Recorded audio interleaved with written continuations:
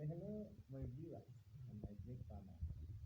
Today, I want us to take through some basic and lesson knowledge on agriculture. As you can see today, I'm not in the farm as usual. I'm in my office. Yes, indeed, farming is a cool thing, and that's why today I've decided to take you through some of the concepts that help us to embrace farming in our country. I would like to define for you what is agriculture, because in our country we have forgotten a small aspect of agriculture. Agriculture is an art and a science. And of late, I've observed in our country we have been taking our mode of agriculture as an art, forgetting the science behind it. We need to embrace the two aspects, the art and the science, so that we can be able to make business, or we can refer that as an agribusiness, where you're making profit out of the crops and out of the product that you're farming in your farm. Let me speak to the small scale farmers today. What do you need as a farmer who has that 1 acre? You have that kitchen garden. You have that you have that 5 acres that you need to do vegetables, or you want to do a crop for one season. What do you need? You need various aspects.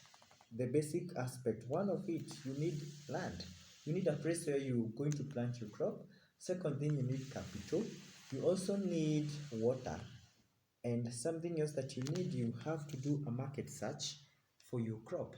Once you identify, this is what I want to do, this is what I want to plant, these are the four main things that I could say you necessarily need them for you to say that you're making profit. The first thing, you want to identify land, a place where you're going to grow your crops. After you identify your land, the next step or stage is to look at the capital. Ask yourself, I have this amount of money, on which crop am I going to invest into?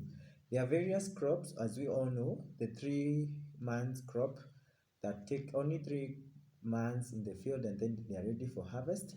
So when you have capital with yourself, you're able to know, I will take this crop and leave this other. For example, you cannot compare tomato farming with beans farming. No. Tomato is an intensive crop. So if you don't have that capital to do tomato farming as a vegetable, you can go for the beans. If you don't have the money for the beans, or if you have the money for the tomatoes, go for it. But be prepared in terms of the capital, the money that you need to invest in that crop. So capital dictates the type of crop that you're going to do, the types of irrigation that you're going to install, the labor that you need in your farm. All those aspects, they will revolve around money. So there is that aspect of money that you need to have as you begin. The other thing, key factor, is water. As you all know, water is life, and our crop grow using water. Water is a stimulant. It's the one that will help the nutrients in the soil to be active. So water, why the need for water? We don't want to depend anymore with the rains. Currently, we are seeing the delays that have been ongoing in our country. We expect the rains to come and they fail. So you need to prepare yourself with a source of water. It can be a river, it can be a borehole, it can be a dam, it can be a water reservoir. There are so many ways of preserving ways in our country, and that's where the science of it comes in.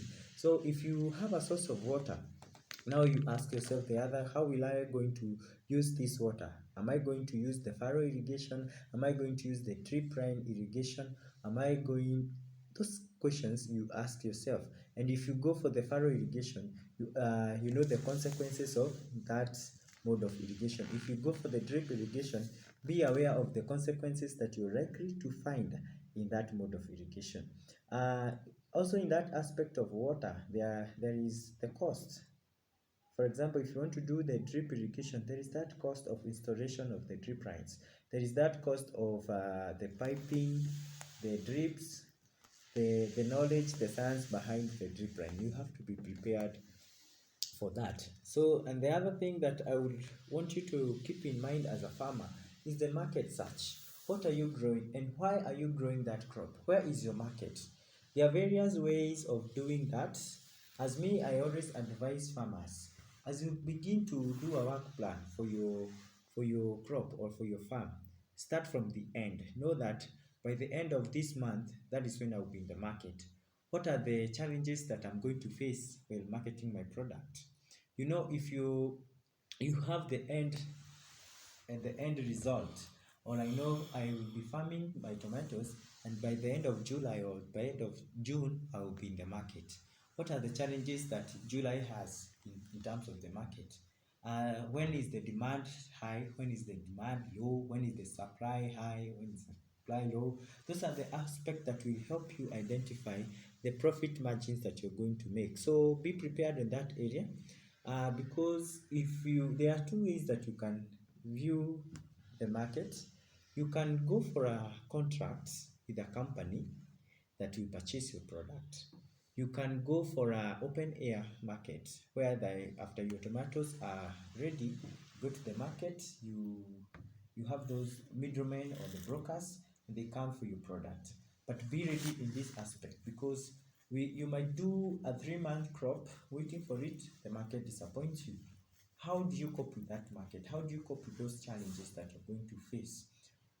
You may be expecting that a kilo, for example, of tomatoes will be at 60, and when you're hitting the market, all the farmers have farmed the tomatoes, and drastically that product, the market price dictates you sell it at 30. How will you cope at that? So be prepared in that aspect, and I know you can make profit out of it. As we are saying right now, agriculture is just as any other business. Be prepared for it, and I promise you there is a great investment in it. There is good returns. For the young people, this is the way to go. Don't give up. Don't see kama kitambo, when our parents, we used to see it as our only source of feeding us. But right now, we are making money out of farming. So these are the basic things that you need to understand and to embrace as farmers. We help each other in this concept, so that when your produce is ready, it can be marketable, it can be of use, and we can feed the nation. As people in agriculture, we all know that you cannot grow our economy on an empty stomach. So it's our responsibility as the farmers to feed our nation. But if you are not organized farmers, we cannot be able to meet that request of our economy. So thank you very much. This is your friend. This is Kefama, who can educate you. If you need anything from me, I'm so young. I can help you grow. We can grow together. So you can subscribe to my YouTube channel. You can call me. I can answer your questions on agriculture, and I know we will go far. Keep connected. Thank you very much. Let's grow our country. Thank you.